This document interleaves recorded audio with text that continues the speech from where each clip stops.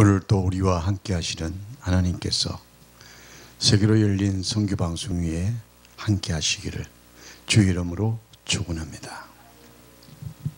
오늘 주신 말씀 마태복음 1장 18절에서 25절 말씀 가운데에 21절 한 절 말씀 봉독해 올립니다. 아들을 낳으리니 이름을 예수로 하라. 이는 그가 자기 백성을 저희 죄에서 구원할 자이심을 하니라. 아멘. 예수라는 이름으로 하나님의 말씀을 함께 은혜를 나누고자 합니다.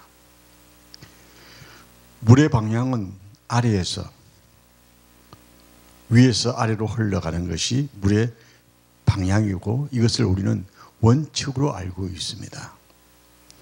우리가 종교라고 하면 어레이 땅 위의 것이 하늘을 향하여 나가는 것이라고 생각합니다. 그래서 인간적인 것이 신적인 것으로 나아가는 것, 이게 보편적으로 사람들이 생각하는 관념입니다. 흔히 그리스도인들 가운데서도 육체적인 것이 영적으로 변해가는 것, 이것을 기본으로 이해를 합니다. 그래서 세속적인 것이 신성한 것으로 향하는 것을 상상하게 되어지죠. 그런데 하늘나라의 비밀은 우리가 생각하는 것과는 다른 차원입니다. 낮은 데로부터 높은 데로 나가는 것이 보편적인 생각인데, 하늘나라의 비밀은 그 반대로 하늘이 땅으로 오는 사건을 우리에게 전가하신 말씀이 21절의 말씀입니다. 자, 그러면 하나님이 인간이 되어 오신 곳, 성령이 육신이 되어 신성한 것이 역사 속에서, 세속 역사 속에서 들어와 거룩한 하나님의 형상을 나타내었습니다. 죄인이 친구가 되어주시고, 대속자가 역사를 우리에게 임하는 축복을, 방향을 우리에게 전해주신 것입니다. 오늘 21절의 말씀을 보면 아들을 낳으니 그의 이름을 예수로 하라.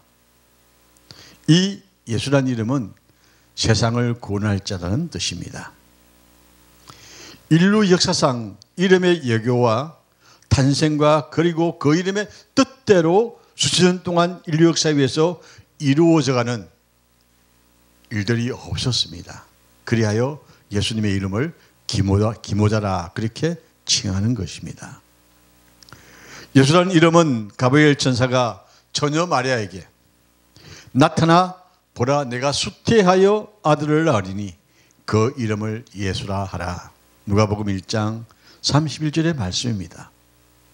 또한 천사가 요셉에게 현몽하여서 지어준 이름이 예수라는 이름입니다.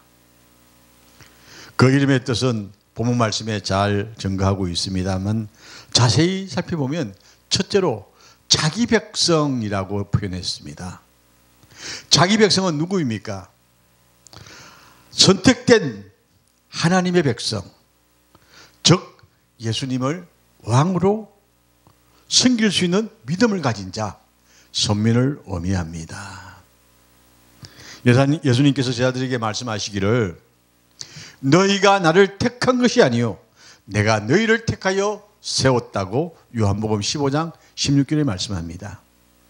선민은 하나님이 택한 사람입니다. 우리는 이 택함을 받은 하나님의 위대한 역사를 이루어갈 하나님의 사람이라는 사실에 대해서 자부심을 가져야 합니다. 우리는 세상적인 자존심은 가질 이유가 없습니다만, 분명한 것은 하나님의 자녀라는 이 자존감만은 버리지 말아야 합니다. 이 자존감이 있다고 한다면 세상 누구에게도 고개 숙이지 아니하고 당당하게 예수를 전가할 수 있는 하나님의 사람으로 전가되어진다는 사실입니다. 하나님께서 우리를 선택한 것은 제1차적인 것이요, 인간의 선택은 제2차적인 것이다. 그런 말씀이죠. 우리는 선택되어졌고 인간은 하나님을 향하여 나갈 수 있는, 하나님을 선택할 수 있는 것은 2차적인 것이라는 것이죠. 인간의 신앙은 하나님이 선택해 주신 결과라는 사실입니다.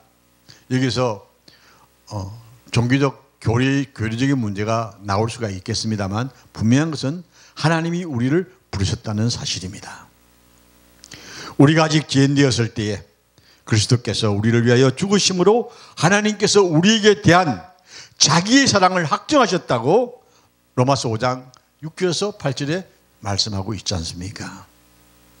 하나님이 선민들을 위하여 역사의 전 과정을 주관하시고 지금도 일하심을 마가복음 13장 20절에 말씀하고 있습니다.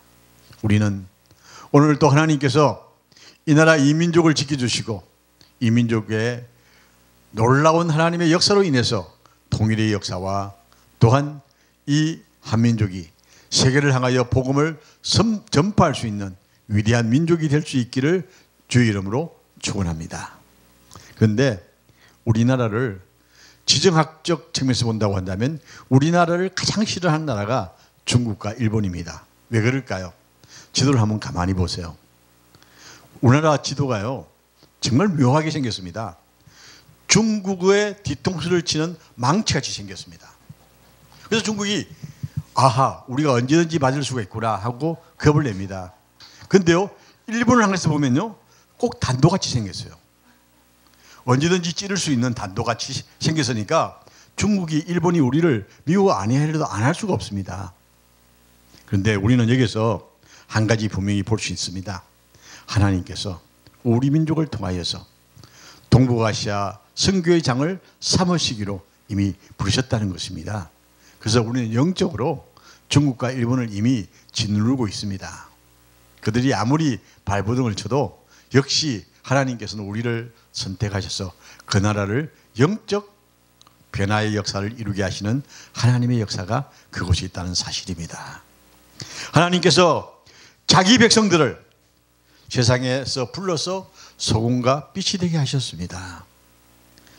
세계 역사상 그리스도인은 소수이지만 그들을 통하여 대중이 축복을 받을 수 있는 은혜를 하나님은 허락해 주십니다.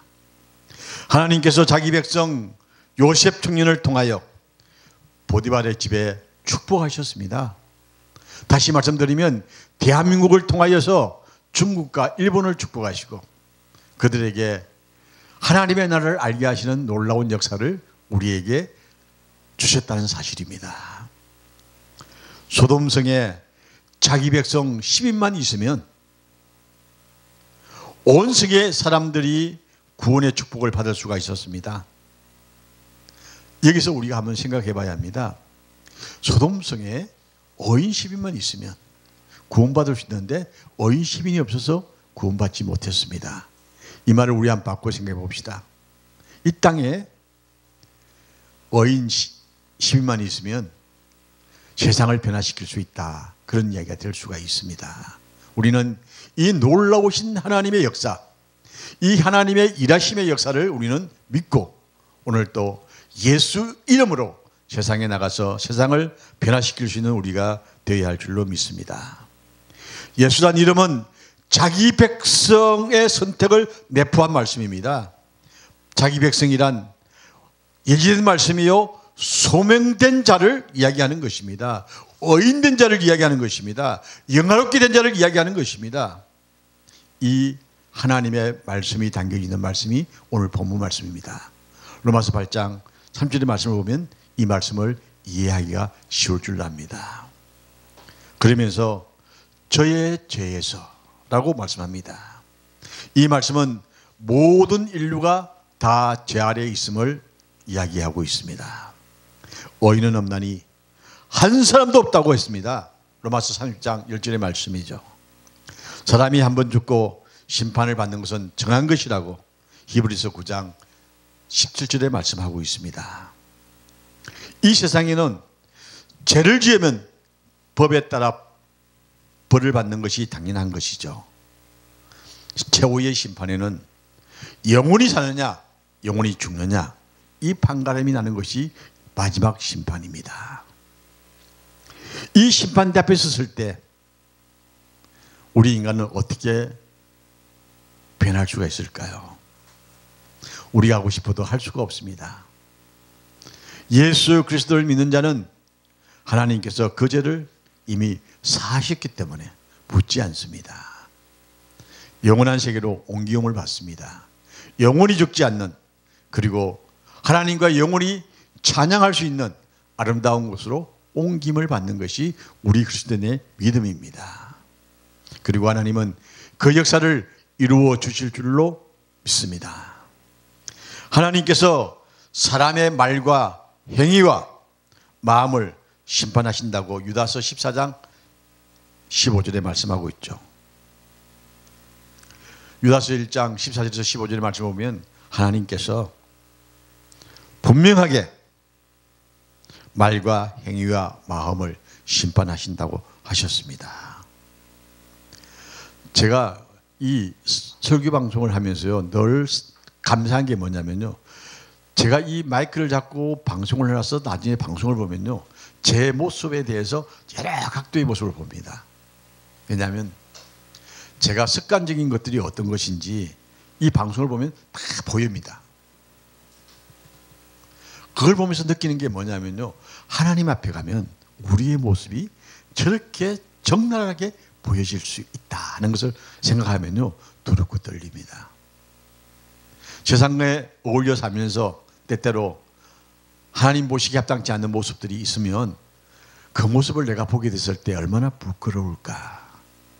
그래서 이런 부끄러운 구원에 참여하지 아니하도록 나를 돌아볼 수 있는 게 아마 이런 방송을 통해서 제가 저를 확인할 수 있는 기회가 된 줄로 믿습니다. 이렇게 하나님께서 우리가 사용하는 말 한마디, 그리고 참말과 거짓말, 혈기의 말, 간사한 말 모두 숨김없이 심판대 앞에서 직구가 된다는 사실을 우리가 생각한다고 한다면 우리는 말 한마디가 얼마나 무서운지 알 수가 없습니다. 두렵고 떨리는 마음으로 우리는 한 걸음 한 걸음 나가야 할 줄로 믿습니다. 에머슨이라는 사람이 말하기를, 사람은 누구나 그가 하는 말 한마디라도 남 앞에 자기의 조상을 그리는 것이다 그랬습니다.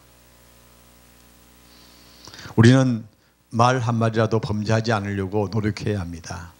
우리의 모습이요, 하나님 앞에 적나라하게 드러날 때 부끄러운 자리에 서지 않기 위해서 말 한마디, 행동 하나도 얼마나 중요한지 알 수가 없습니다. 하나님께서는 인간의 말과 행위와 마음의 생각까지도 심판하신다는 사실에 대해서 우리가 다시 한번 심사숙고해야 할 말씀이 아닌가 생각이 되어집니다. 남의 것을 탐내면 이미 도적의 죄가 들어왔고요, 남을 미워하면 살인죄가 들어왔고요, 여인을 보고 마음의 업력을 품으면 이미 범죄함이 되어진다고 마태복음 5장 27절에 예수님이 말씀하셨습니다. 이 말씀을 들으면서 우리 각자 자기 양심의 손을 얹고 하나님 앞에 회개할 수 있는 귀한 은혜의 말씀이 아닌가 생각이 되어집니다. 장차 하나님께서 심판하실 때 각 사람의 행위대로 백부자 앞에서 두 가지의 책에 의해서 심판하신다고 하셨습니다. 생명책과 또 다른 책, 두 책입니다. 여기에 기록된 대로 심판을 받을 것이라고 계시록 20장 말씀하고 있죠. 현대 과학의 말씀은 눈에 보이지 않는 강선을 보내어 다른 나라의 비밀 회의를 다 조상이 도청할 수 있을 만큼 강선으로 병을 치료하는 시대가 지금 열려지고 있습니다. 이 코로나라는 이상한 무생물 하나 때문에 전 세계가 요동을 쳤죠. 근데 실상을 까보면요, 사람 가지고 놀았다고 표현할 만큼 참 어이없는 모습들이 많이 있습니다. 그런데요, 이미 과학은요, 놀라운 속도로 진행되고 있습니다. 보통 우리가 사용하는 이 어술은요, 정근대적인 정말 뭐라고 표현할까요? 아주 원시적인 방법입니다. 이 서양의학이든 동양의학이든 의학을 보면요, 침, 주사 같은 거죠. 덤, 물리치료 같은 거고요. 약 똑같아요. 이 세 가지가 기본이에요. 근데 이게 필요 없는 시대가 이미 왔어요. 중선자 과학이 발달되어지면서 양자 과학이 굉장히 발달되어져 있거든요. 근데 이걸 사용을 안 해요. 왜 그럴까요? 세계에서 제일 돈이 많은 그리고 권력을 쥐고 있는 세력이 제약회사들이에요. 그렇기 때문에 자기들은 약을 팔아먹어야 되니까 백신을 만들어서 팔지만 이 백신이 엉터리라고 지금 발견되기 시작하거든요. 이런데도 불구하고 나라들 대통령들도 어쩔 수 없이 그걸 사들어서 백성들에게 나눠줘야 된다는 사실에 대해서 얼마나 아이러니한 이야기인지 알 수가 없습니다.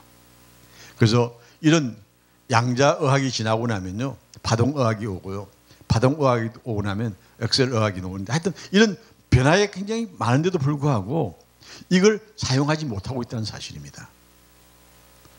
이 코로나 시대에 그 하나만 있으면 모든 게 끝나는데 그걸 사용하지 않습니다. 왜 그럴까요?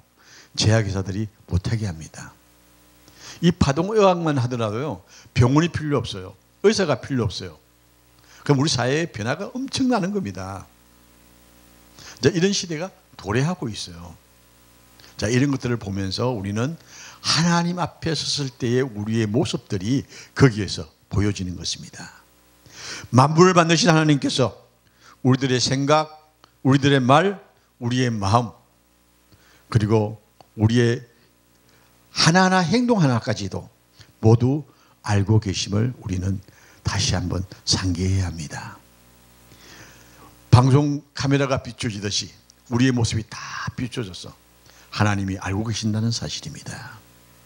여기에서 하나님이 우리를 볼 때 행동이나 마음이나 말까지 하신다면 어이는 없나니 하나도 없다 하는 말이 다시 한번 실감이 납니다. 로마서 3장 10절의 말씀이죠. 우리는 하늘나라를 기업으로 받는 하나님의 사람들입니다. 그러기에 말과 행동과 생각이 하나님 앞에 부끄럽지 않는 모습을 만들어 가야 합니다. 우리는 예수란 이름으로 죄사함을 받았습니다. 죄사함을 받은 우리들이 우리의 생활과 행동과 마음이 하나님 마음에 합하지 못하여서 마지막 심판대 앞에 섰을 때에 부끄러운 구원의 반열에 서지 않기 위하여 오늘 또 우리는 하나님 우리에게 새 생명 주시기 위해서 예수님을 우리에게 보내주심을 감사합니다. 하나님의 이 놀라운 비밀을 우리가 깨달았으니 그 비밀을 지키며 행할 수 있는 우리가 되게 해달라고 기도해야 할 줄로 믿습니다. 그러면서 마지막 한 말씀입니다. 구원할 자이심이라. 자기 백성을 죄에서 구원할 자이심이라.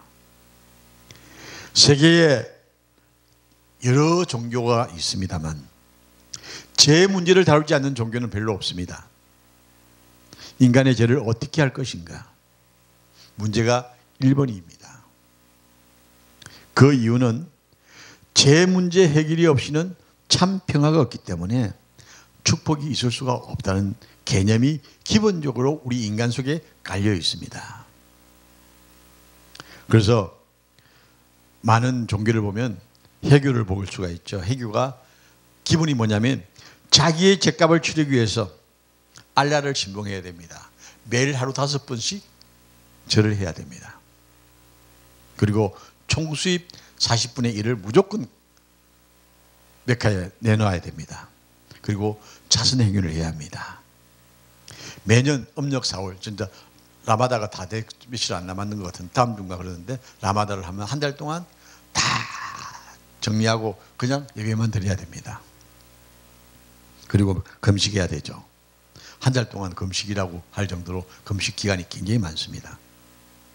그리고 메카를 순례해야 되죠. 힌두교는 유네스의 중심으로 선행 중심이죠. 자율주의적 종교입니다만 어쨌든 그들도 선행을 이야기합니다. 불교는 자기죄에 대한 책임입니다. 행위주의적 종교라고 할 수가 있습니다. 철저한 공덕을 쌓아야 합니다. 유교는 계치규선이죠. 윤리주의적 종교라고 할 수 있습니다. 이렇게 많은 종교가 있지만 피 흘림이 없이는 삶이 없다고 하신 히브리서 9장 22절의 말씀처럼 하나님이 인간의 몸을 입고 이 땅에 오셔서 십자가에 피 흘리심으로 우리의 죄를 사해주는 역사는 오직 주님밖에 없다는 사실입니다. 그러기에 우리는 오늘 또 자기 백성을 구원하시기 위해서 십자가에 피 흘리신 그 주님이 우리의 죄를 사해 주셨다는 이 놀라우신 구원의 역사, 이 구원의 역사 앞에 감사하면서 세상 앞에 무릎 꿇지 아니하고 주님만 향하여서 걸어갈 수 있는 우리가 되어야 할 줄로 믿습니다. 하나님께서 아담 이후 예수님께서 오실 때까지 속죄 제물로 짐승의 피를 드리게 하셨고 하나님의 어린 양 대신 예수님을 이 땅에 보내셔서 우리에게 영원한 속죄의 은총을 주셨다고 요한복음 1장 29절에 말씀하고 있습니다. 예수님을 이 땅에 보내사 사람의 죄의 대속물이 되게 하셨고 그리고 속죄의 제물이 되어 주셔서 선행이나 공덕이 아니라 피 흘리신 그 놀라우신 사랑으로 말미암아서 우리를 죄에서 구원하신 예수님 이 땅에 오셔서 부활하시고 우리에게 다시 오시겠다고 약속하신 그 주님의 오실 날을 우리는 기다리면서 예수란 이름을 다시 한번 상기하면서 예수님 고맙습니다. 나 위하여 죽으신 주님, 그 주님을 통하여서 내가 구원받았사오니 오직 주님 걸어가신 길 걸어가겠습니다. 예수님의 이름으로 하나님의 선한 역사를 이루어가는 여러분과 제가 되어지기를 주의 이름으로 축원합니다.